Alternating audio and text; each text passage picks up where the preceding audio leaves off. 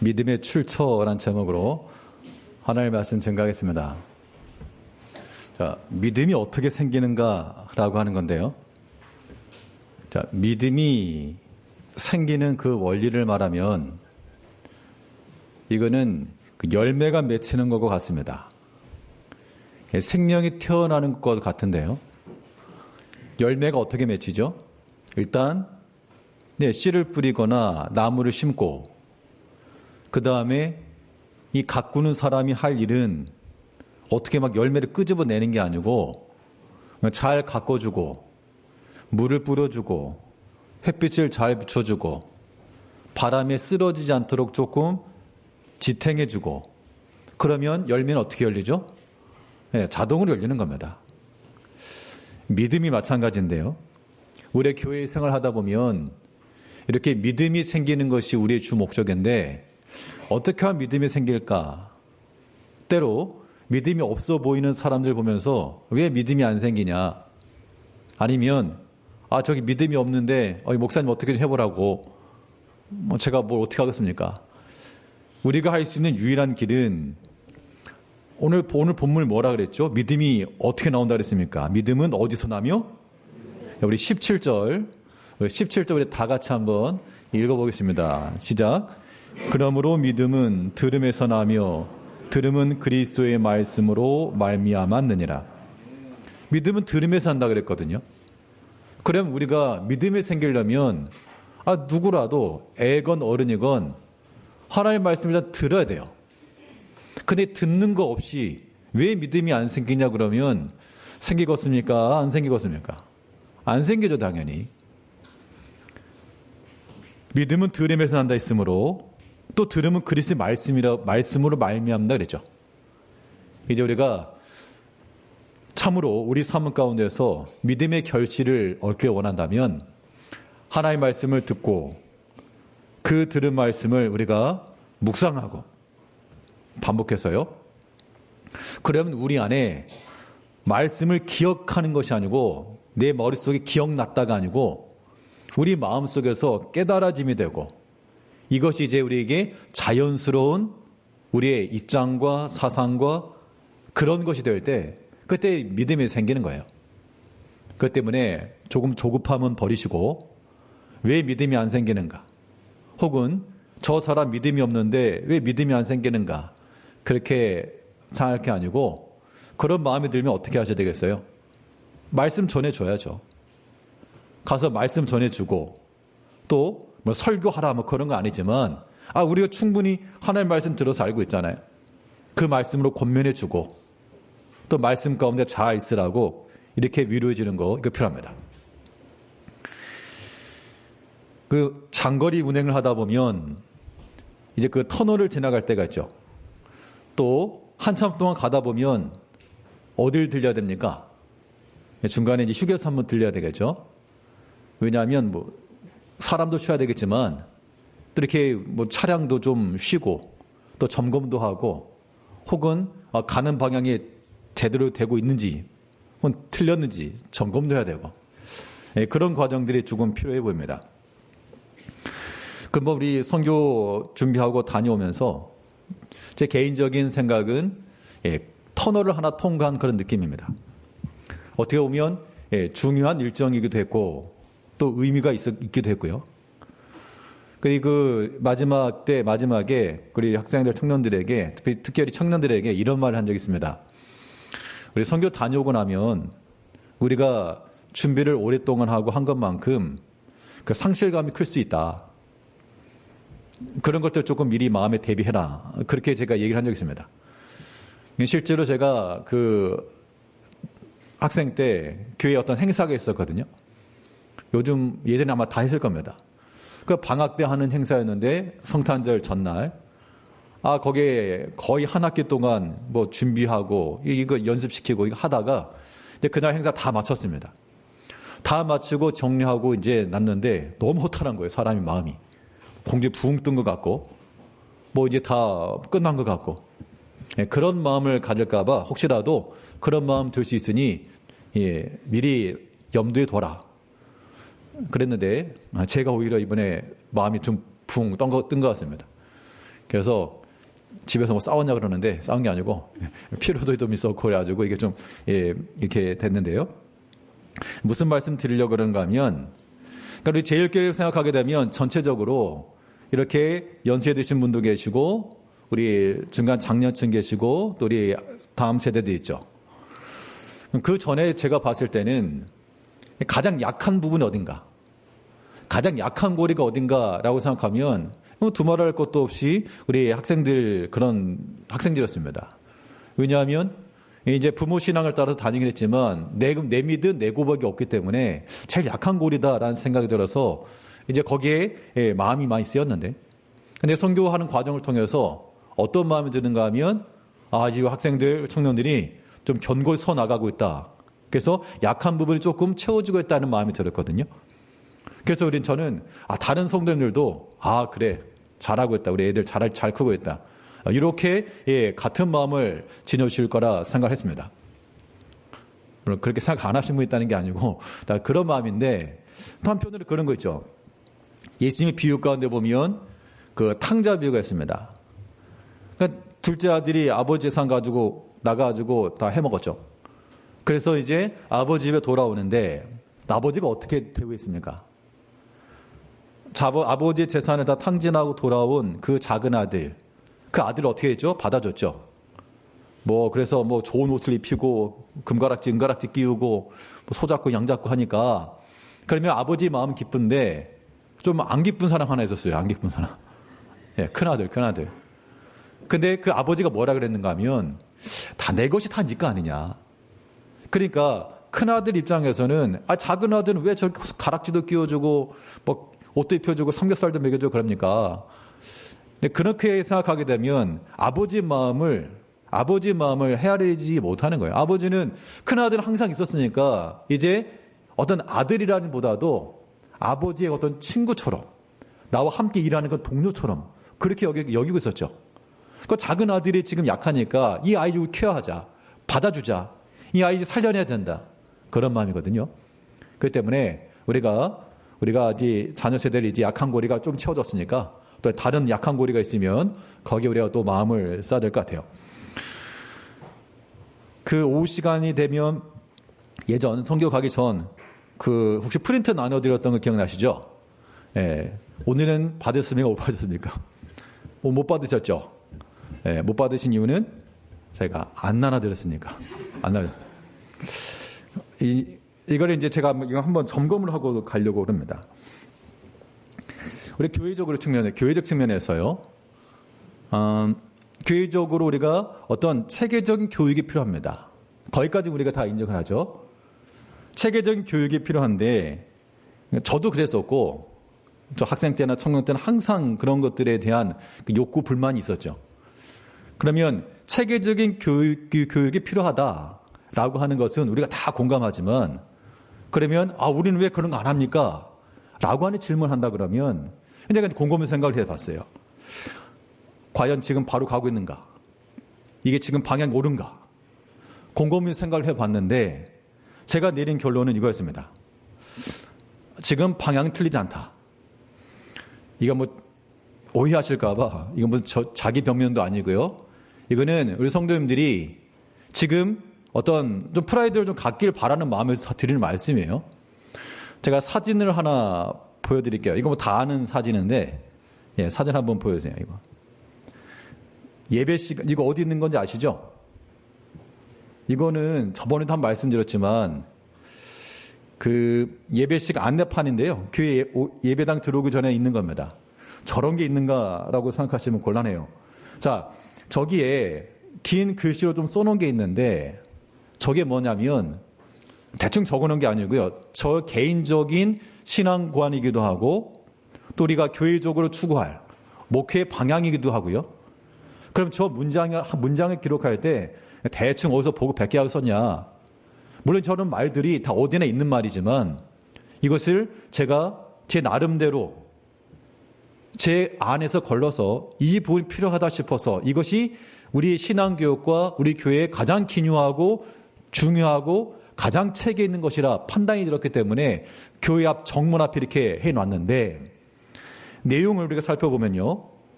여기 어떤 내용이 들었는가 하면 가장 먼저 언급한 게 뭐냐? 예, 다음 슬라이드. 성경이에요, 성경.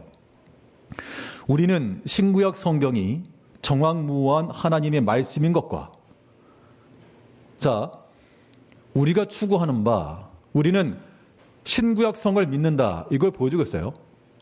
그러면 이 신구약 성경에 관하여서 우리가 뭐 처음 들어보시는가? 그건 아니죠.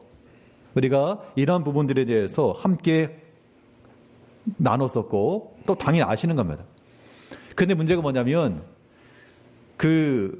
뭐 변호사나 판사나 그런 사람들이 법을 많이 공부했잖아요. 그 뭐 자격증도 없고 그 사람들 모든 법전의 내용 다 알고 있을까요? 다 기억을 못 합니다. 대충은 알겠지만 정확하게 알려면 법전 찾아서 살펴야 되는 거예요. 성경도 마찬가지입니다. 우리 성도님들이 이런 말씀할 수 있어요. 난 배운 게 없다. 체계적으로 배운 게 없다. 근데 그렇지가 않아요. 배운 게 없는 게 아니라 내가 기억을 못할 뿐인데 이게 성도님의 책임이다 그렇게 말하려는 게 아니라 우리가 필요할 때 또 찾아보면 돼요. 그렇기 때문에 안 배웠다 그렇게 말씀하지 말고 우리는 말씀 안에 서고 있다라고 우리가 스스로 확인해야 됩니다. 예전에 이렇게 비스무리한 거 한번 나눠드렸던 적이 있습니다. 혹 기억나십니까? 예, 기억나신다고 하니 정말 감사합니다. 진심으로. 이게 뭐냐면 장로의 신조 강의라고 하는 그 소책자가 있습니다. 장로의 신조라고 하는 게 있는가? 자, 우리가 개신교 가운데 여러 교파겠지만 우리는 장로회죠. 자, 장로의 헌법을 보게 되면 가장 1장에 나오는 게 장로의 신조입니다. 신조라고 하는 건 뭐냐면 우리의 믿는 도리가 이거다 그 얘기죠. 그 말인즉슨 우리 장로회가 장로교로서 우리가 무엇을 믿고 무엇을 고백하는지 가장 간단하고 핵심적인 문구로 체계적으로 기록해 놓은 거예요. 우리가 여러분들이 권사나 안수집사나 장로 임직할 때 선수하실 때 그걸 고백하게 돼요. 장로의 신조와 또 웨스트민스터 신앙 고백서와 이것들 우리 교회의 주요한 교류로 인정합니까? 다들 이해하셨을 거라고요. 그런데 그런 것들에 대한 교육이 없었을 것이라 판단이 들어.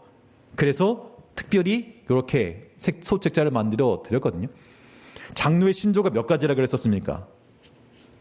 예. 안 배웠다 그러시면 안 돼요. 기억은 안 날 수 있는데 그러니까 12가지의 신조가 있는 거죠. 그 신조 가운데 제 1조가 뭐냐면 그대로 읽어드릴게요. 신구약 성경은 하나님의 말씀이니 신앙과 본분에 대하여 정확무한 유일의 법칙이다. 그럼 우리가 말하는 교의의 신조도 그러하고 또 우리가 교회 정문에 붙여놨던 우리의 정체성도 그러하고 우리는 성경을 기본으로 사는 그러한 사람들이다. 이게 말해줬죠.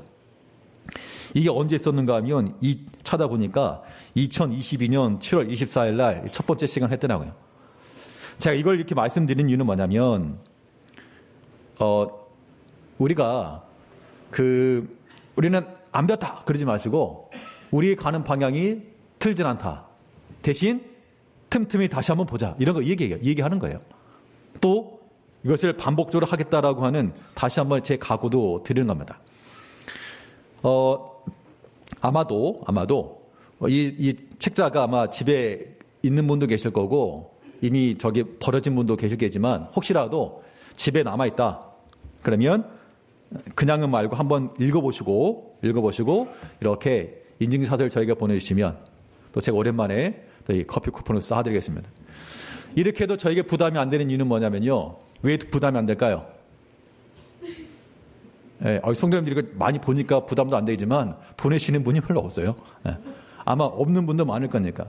그런데 우리가 어떤 교육이 없었냐? 아니란 얘기예요. 이건 자기 변명 아닙니다. 학교에서 학생들이 공부를 배우잖아요. 선생님들이 수업을 한단 말입니다. 그럼 학생들이 뭐라 그러죠? 안 배웠어요. 그러면 너희들이 열심히 다시 한번 확인하고 복습하고 해야지. 책이 없어서 공부를 못하냐. 그런 거죠. 원래 담임 선생님들이 잔소리가 많아가지고 인기가 없는 것처럼 원래 목사들도 담임 목사도 인기가 없는데 잔소리 아니 잔소리입니다. 잔소리라기보다도 우리가 나아가는 방향에 있어서 지금 두 가지 부류가 있어요.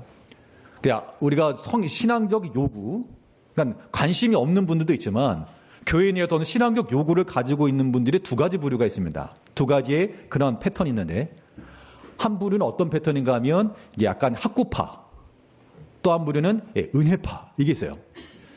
약간 학구파라고 하는 건 어떤 의미인가 하면 성경에 대해서 말 그대로 전체적으로 이 종합해서 살펴보길 원하는 분들이죠. 그래서 필요한 게 뭐냐면 그런 분들에게 필요한 게 이런 강의들이에요. 뭐 강의라기보다도 이런 신조, 그 다음에 요리문답. 지금 우리가 오후 시간에 하다가 지금 중단했던 게 무슨 요리문답이죠? 네, 제목만이라도 제발. 네. 아이고, 감사합니다. 땡큐. 네, 신앙 고백서를 말할 때 이거는 우리가 종교개혁 이후 수백 년간 걸쳐서 교회가 전통적으로 지켜왔던 정말 우리가 체계적이고 더할 나위 없는 그런 교육서입니다. 그게 요리문답서예요. 그래서 우리 장로교에서는 기본적인 그런 그 표준서로 웨스트민스터 신앙고백서와 대소요리문답을 두고 있는데 제가 왜 하이델베르크 요리문답을 먼저 꺼냈다 그랬습니까? 기억 안 나시겠지만 시기적으로 그 요리문답이 더 먼저 진행이 됐고 그것은 교회 신앙 교육 목적을 위해서 52주 분량으로 기록된 거기 때문에 이건 이미 신앙적으로 역사적으로 검증이 된 것이므로 이건 뭐 제가 개별적으로 뭔 능력이 탁월하다고 뭔가 새로운 걸 못합니다. 우리에게 주어진 건 전통적인 신앙 고백서 이외에 제가 뭘 새로 만들어낸다? 뭐 2단 아니면 3단이 되겠죠. 그러므로 우리가 지금 하고 있는 이러한 교리들 또 요리문답들 이거 우리가 할 때마다 그냥 버리지 마시고 잘 공부를 하시면 좋을 것 같아요. 그러면 어차피 나눠줘 봐야 버리는데 왜 나눠줍니까? 당연히 나눠줘도 이게 다 관리 안 되는 거 알고 있습니다. 그럼 낭비라고 생각하면 아무것도 못하죠. 혹여라도 한 분이라도 그런 것에 관심을 가지고 정말 다시 한번 묵상하면서 다른 사람에게는 이게 도움이 안 될지 모르지만요. 저에게는 굉장히 도움이 됩니다. 그 요리문답서라고 하는 게 단지 뭐 교리를 가르치는 게 아니라 우리 온전한 신앙 고백, 우리가 궁극적으로 고백할 신앙 고백이 무엇인지 보여주는 거예요. 정말 이런 걸 같이 공유했으면 좋겠는데 그 일문이 뭐였습니까? 일문과 일답. 저는 그거 굉장히 큰 감동을 받았어요. 당신의 유일한 목적은 무엇입니까? 유일한 소망은 무엇입니까? 그 질문에 대해서 우리가 답할 수 있는 거, 이게 우리가 성경을 배우는 목적이죠. 그래서 우리가 교회 들어오며 나오며 이렇게 붙여 있으니까 혹 관심을 좀 가지시고 보시면 좋겠다라는 생각이 들어요. 성경 다음에 뭡니까? 성경 다음에는 삼위일체 하나님에 관한 내용이죠. 성부, 성자, 성령의 삼위일체 되심을 믿고 우리가 신구약 성경을 기록한 구체화한 우리의 가장 간단하고 명료한 우리의 고백입니다. 그래서 우리가 짧은 내용이지만 우리는 여기에 성경과 삼위일체 하나님과 그 다음이 뭐죠? 십자가 구속이죠. 예수 그리스도의 대속적 죽음과 그 다음 슬라이드 보세요. 예수 그리스도의 대속적 죽음과 예수 그리스도의 십자가의 죽음, 이건 간단하지만 우리가 또 시간이 될 때마다 그 의미와 뜻을 또 알아가는 거죠. 그 다음에 뭡니까? 그 다음 부활이죠. 우리 몸의 부활과 영생을 믿으며 그 다음이요. 또 교회입니다. 교회. 사도적 전통을 따라. 사도적 전통을 이건 의도적으로 추가한 것은 우리가 지금 모이고 있는 교회는 어느 한 개인에 의해서 만들어진 그러한 형식이 아니고 이미 사도시대부터 예수님께서 창설하신 교회요. 그 초대교회부터 이어져 나온 그런 정통을 따라 우리가 회집하고 있음을 지금 말하고 있는 겁니다. 우리 신앙 정체성을 그렇게 기다리자는 거예요. 그런 신앙 공동체이다라고 하는 것이고 그 다음에 우리는 또 재림 예수 믿는 거죠. 약속대로 다시 오실 예수 그리스도를 기다리는 신앙 공동체라. 우리가 추구할 목표에 대해서 첫째 우리는 예배자가 되어야 되고요. 하나님께 합당한 예배자가 되고 예배에 관한 다음 거 보여주세요. 우리는 하나님께 합당한 예배자가 되는 것이고 예배란 무엇입니까? 우리의 마음과 정성을 다하여 영과 진리로 하나님 섬기는 거죠. 그런 예배자가 되기를 바라는 것, 이것이 우리의 공동의 목표이며 그리고 우리 일생을 통하여 우리가 하나 앞에 거룩함 가운데 나가는 거죠. 성화의 구원을 이루는 겁니다. 말씀의 가르침과 지도를 받는 제자가 되는 것이며 우리의 신앙적 목표가 그러하다는 겁니다. 또 우리가 그러한 목적을 향해 나가야 한다는 것이고, 그리고 마지막 엔딩 문구는 복음 전파죠. 1인 1기로서, 1기라고 하는 것은 한 사람당 자기 자신에게 주어진 그런 재능이죠. 재능. 하나님께서 내게 주신 것을 가지고 선교의 사명을 다하는 전도자가 되는 것이라. 그러면 우리는 이 짧은 문구 속에서 우리는 허공을 치는 것처럼 우리가 믿는 것 아니고, 우리는 분명히 명확하고 분명한 우리의 나갈 방향성을 가지고 있습니다. 이제 여기 우리가 살을 붙여 나가는 거죠. 그래서 아까 말씀드린 것처럼 우리 믿음이 생겨나야 되겠는데, 학구파처럼 이렇게 좀 종합적으로, 체계적으로 그냥 문답서를 통해서 공부하고 싶어 하시는 분도 계시고, 또 어떤 분은 그건 너무 어렵다, 그건 내 관심 아니니까 그냥 난 성경을 알고 싶다, 성경에서 은혜를 받고 싶다 하는 은혜파가 있죠. 그래서 우리가 뭐 하고 있습니까? 성경을 이렇게 매주 말씀 전하고 있잖아요. 제가 오늘 예배 오기 전에 그 교회에 유튜브가 있죠. 그 게시물을 보니까 설교 영상이 4,900개가 있더만요. 올라간 때로부터 저는 신학생 때 제 개인적 경험에 의해서 성경 말씀을 다른 거 말하지 말고 성경 말씀 차례로 전해야 되겠다. 그 말씀, 그 원칙을 가진 이후 지금껏 변함없이 나왔습니다. 우리가 이것저것 하지 않더라도 창세기부터 요한계시록까지 쭉 살핀다. 체계적인 그런 공부 방법이죠. 체계적인 하나님의 말씀 듣는 거예요. 그러므로 혹시라도 하나님의 말씀에 대해서 더 체계적으로, 구체적으로 듣기를 원하신다.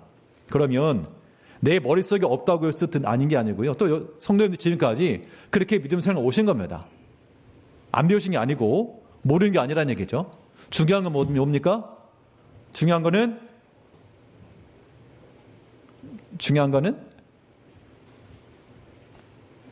내가 반복하는 거예요. 내가 공부하는 거예요. 부모님들이 자녀를 보면서 얘들이 공부는 하고 뭐 그렇게 하고 있으면 네가 해야 될 거 아니냐, 그런 말 나오는 거죠. 자, 그런 의미에서 우리가 오늘 광고도 했지만 화요일, 목요일 성경 공부 이런 광고도 좀 드렸고, 그런 것들에 대해서 우리가 참여하면서 함께하면서 말씀을 묵상하는 게 필요합니다. 이렇게 화요일, 목요일 이렇게 모여서 뭐 하냐 하실 수도 있습니다만 부정적으로 볼 게 아니고요. 모여서 우리가 성경 본문을 가지고 함께 나누고 있습니다.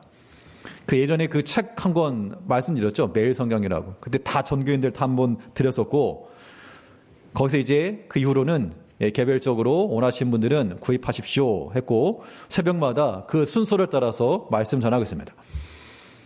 그러면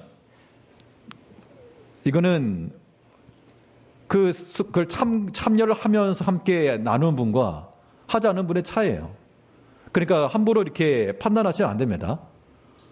모여가지고 뭐 하냐, 그렇게 하지 마시고, 모여서 뭐 하겠어요? 그 성경 같이 나눈다고요. 성경 같이 공부하고, 또 내가 깨달은 말씀 서로 함께 나누고요. 유익이 있는가 없는가, 유익이 있고 없고의 그 평가는 함께 참여하면서 판단하셔야 됩니다. 이게 안 하면서 이렇게 하시면 곤란하죠. 그렇기 때문에 우리가 전체가 다 모일 수가 없으니, 사실 소그룹이라고 하는 그 특징이 소그룹 몇 명이 모여서 더 깊은 교제를 나누는 건데, 그러다 보니까 어떠한 그 약간의 부작용들이 발생하는가 하면, 사실 처음에 취지는 다 좋거든요. 어떤 일이건. 근데 이게 지나다 보면 이제 하나의 그룹화가 돼서 여기에 들어간 사람 나눠질 수 있다는 겁니다. 그런 것을 방지하기 위해서 다 오픈하는 거니까, 혹여라도 나는 끼냐 못 끼냐 그런 생각하지 마시고, 누구라도 단 마음은 협력하는 마음으로, 또 자원하는 마음이에요. 또 만일 이거에 대해서 내가 하지 않으면서 이거 부정적으로 말하실 것도 없어요. 아니면 개인적으로라도 충분히 하시면 되니까, 이건 이제 책자가 있는 건데, 이거는 이제 개별적으로 필요하신 분들 다 구입을 하시고, 아니면 안 하셔도 됩니다. 안 하셔도 어차피 성경이 다 있는 거니까 그 성경의 본문을 함께 읽고 함께 이야기 나누고, 그 이야기를 나눈다라고 하는 것이 딴 얘기 하는 게 아니에요. 이 말씀 안에서 내게 하시는 하나님의 음성을 내가 알고, 또 다른 사람도 어떻게 깨닫는지를 알아가는 거, 이거는 굉장히 유익한 겁니다. 또 각 이 전도회별로도 마찬가지예요. 전체 다 모여서 할 수 없으니 특별히 전도 회장님들은 전도회들 모였을 때 반드시 그런 짧은 시간이라도 함께 말씀을 나누는 거 중요합니다. 교재가 없다 그러면 우리는 활용할 줄 알아야 돼요. 이렇게 매주마다 주보 나오는데 이거 제가 지난주 설교 이렇게 요약해 드리잖아요. 그러면 이게 무슨 다른 걸 떠나서 우리가 어떤 성경 본문이 주어졌으니까 내용을 보시라 그런 게 아니라 그 성경 본문에서 오늘 설교 말씀에서 내가 들었던 은혜 받는 말씀이 무엇인지, 내가 또 혹시 하나님께서 감동 주신 게 뭔지, 이 한 주 동안에 내가 어떻게 믿음 안에 살았는지, 이런 걸 또 함께 나누는 게 중요한 거예요. 그래야지만 깊어지는 겁니다. 근데 어떤 모습인가 하면 그런 게 없어요. 그런 게 없고 어떤 판단만 앞서게 되면 곤란하다라고 하는 걸 말씀을 드리는 겁니다. 우리에게 중요한 건 무엇이냐면 믿음 생기는 게 중요하죠.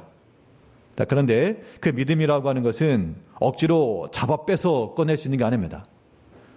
예전에 그랬다잖아요. 어떤 사람이 모를 심는데 논에다가 빨리 자랐으면 하는 마음에 조금 더 뽑아놨답니다. 그런데 그 다음날 어떻게 됐겠어요? 뜨거운 볕에 다 타서 죽고 말았죠. 그러므로 우리 믿음 신앙생활에 있어서 우리가 조급함이나 이런 마음들은 좀 버려야 되겠고, 또 다른 형제에 대해서 믿음이 없어 보이는 형제가 있으면 어떻게 해야 되겠습니까? 믿음이 자라게 하려면 어떻게 해야 되겠어요? 전해주고 가르쳐주고 또 기다려주고 인내하는 겁니다. 우리를 판단하실 이는 오직 하나님밖에 없습니다. 자, 이렇게 말씀드리는 이유는 이제 우리가 하나님의 말씀에 대해서 이제 또 새로운 터널을 향해 나아가야 될 것인데 어떤 방향으로 나아갈까? 어떤 새로운 것을 시도하고 어떤 뭔가를 하더라도 함께 하는 마음이 없으면 이 효과를 얻기가 어렵습니다. 이제 우리가 뭐가 되었건 간에 매 시간들마다 하나님의 말씀 이외에 다른 것 얘기하지 않을 거니까요. 그 시간에 주어진 그 말씀, 이거 한 번 지나가면 이제 못 돌아온다. 그런 생각을 가지고 그 말씀 안에서 은혜 받으시기 바라고, 내게 하시는 하나님의 말씀을 들으시길 바라고요. 그번 부활주일에는 우리가 항상 성경 퀴즈 했었잖아요. 할 때마다 느끼는 마음이 이거예요. 하는 사람은 하지만 또 안 하는 사람은 안 하고, 문제는 뭐냐면 이제 어떻게 하면 좀 더 이렇게 다 참여를 하면 좋을까, 이 생각을 하다가 이번에는 성경 퀴즈를 처음에 하려고 했다가 그거 대신에 성경 찾기 대회를 하려고. 성경 찾기 대회. 찾는 걸 할 수 있잖아요. 외우지 못해도.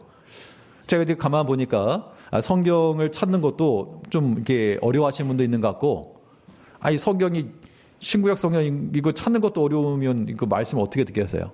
그래서 성경 찾기 대회. 또 그것만 하면 또 아쉬우니까 우리 암송할 만한 구절들 이제 전사님께 얘기해놨습니다. 좀 암송할 만한 구절들 좀 선별해라. 그래서 보면서 예를 들어서 오늘 본문이잖아요. 10장 17절. 그러면 이 빈칸 쳐놓고 가로 넣기. 믿음은 어디서 나며. 이런 거.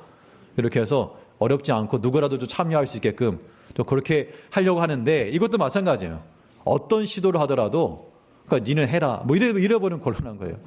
다 선한 마음을 가지고, 좋은 마음을 가지고 협력을 해 나갈 때 우리의 유익한 거죠. 오늘 우리가 지금 조금 다른 맥락에서 말씀드렸지만, 믿음이라고 하는 것은 오직 들음에 나는 것이고, 그 하나의 말씀 듣는 것에 힘을 써야 된다. 우리가 체계적인 교육이 필요한 것은 맞으나 우리가 하지 않고 있다라고 아니라 하고 있다, 이렇게 생각하셔야 돼요. 나만 정신 차리면 된다. 내가 좀 더 집중하면 되고, 내가 또 반복하면 되고, 또 기도하는 것과 말씀 듣는 묵상하는 일에 내가 참여하면 되고, 안 하면서 그렇게 말씀하시면 안 되고, 나도 참여하고 힘쓰겠다. 또 이거 누가 시키지 않아도 근본 이런 중보 기도회나 화목 성경 공부나 누가 시켜서 한 거 아닙니다. 그러니까 자발적으로 처음에 하다가 이게 되는 거니까 다른 분들도 마찬가지예요. 전체 모이기는 어려우니 속으로 모이더라도, 물론 지금까지 잘 해오신 걸 알고 있는데 또 지금까지 해온 것처럼 잘 나갑시다 라고 하는 말씀을 드리는 바입니다. 그리고 그 오후 시간에 되면 좀 이렇게 많이 피곤들 하시고 하죠. 그 오전에도 제가 PPT를 통해서 이렇게 첫 번째 성경 구절 이렇게 하는 이유가 뭐냐면 그런 걸 안 하면 저는 편합니다. 왜냐하면 좀 자유롭기 때문에 말을 좀 더 편하게 할 수 있는데 그런 걸 해놓으면 그걸 해야지 다음에 넘어가기 때문에 딴 데를 벗어날 수가 없어요. 좀 자유는 없지만 딴 소리 안 할 수 있기 때문에 장점이 하나 있고 또 그렇게 화면을 띄워드리는 이유는 또 성도님들 중에 잘 안 들리신 분이 계세요. 귀가 타면 안 들리신 분도 있고 또 제 말이 좀 빠르다 싶으면 훅 지나가니까 지나갈 수 있기 때문에 귀로는 안 들려도 볼 수 있으니까 그런 측면에서 이렇게 하는 것이지 다른 의도나 다른 게 없으니까 아무튼 뭘 하든 다 선하게 받아주시면 선한 마음으로 다 받아주시면 다 은혜가 되고 좋게 봐주시면 다 은혜가 되고 안 좋게 보시면 다 안 좋은 거예요. 그러니까 믿음의 일이라고 하는 거 하나님께서 우리에게 각양 좋은 거 준다 그랬으니까 여러분 부모님들이 자녀들에게 좋은 걸 주고 싶어하는 마음처럼 또 저도 제일교회 목사로서 성도님들에게 좋은 걸 주고 싶고 또 이 말씀 깨달았으면 좋겠고 그런 마음이니까 우리가 지금까지 해온 대로 또 앞으로도 하겠다라고 하는 제 자신의 다짐과 함께 이 말씀 묵상하는 것과 이 배우는 일에도 힘을 다하시고 또 함부로 다른 형제들을 판단하는 것이나 이런 거 하지 마시고 말씀 은혜 받으십사 하는 마음으로 말씀을 드리니까 또 다음 주부터 힘써서 우리 또 하나님의 말씀과 힘써 잘 들으시고 묵상하는 우리 모든 제일교회 성도님들 되시기를 바라겠습니다. 기도합시다. 우리를 사랑하신 아버지 하나님, 하나님께서 우리에게